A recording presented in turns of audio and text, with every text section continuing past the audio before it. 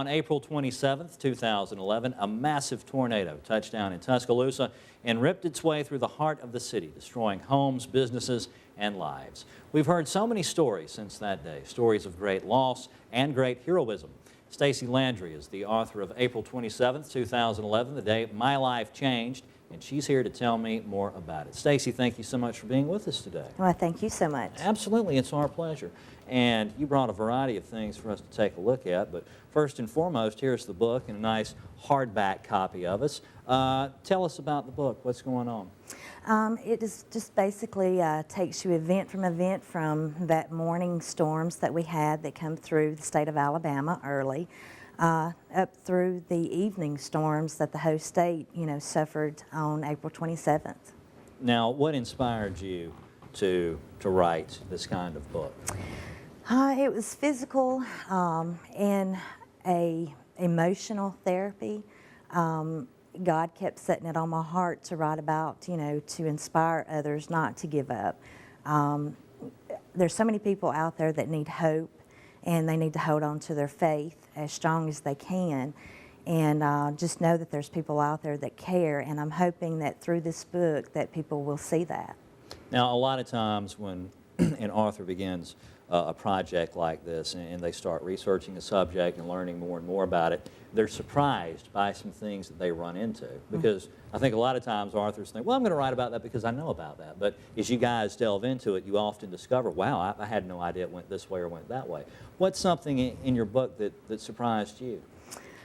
I was actually in the tornado, so the whole book is surprising.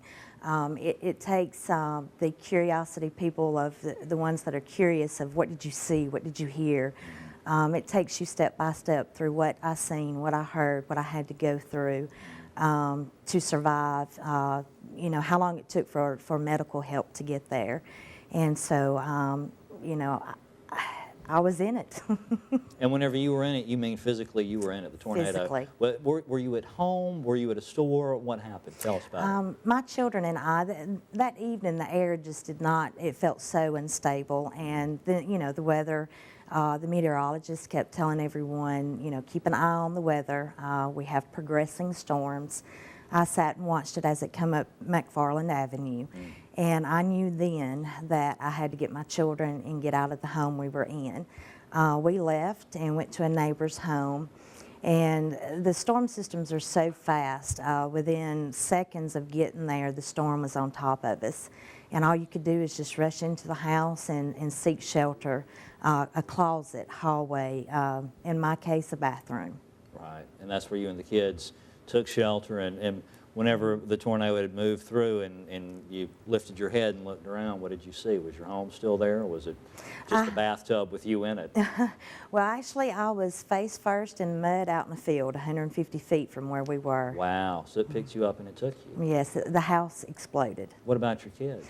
They were in different directions, two in the east and my daughter the west of me. Now, did everybody make it? We did. We all lived by the grace of the good Lord.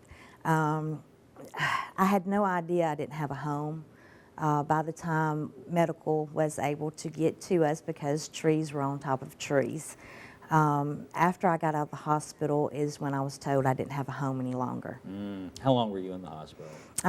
For about 4 days, and there were so many people through the whole state of Alabama, and UAB was just, it's our trauma hospital, and so many people from all directions was there. And so I was there 4 days to come home and finish being taken care of at home. Wow, that's a remarkable story.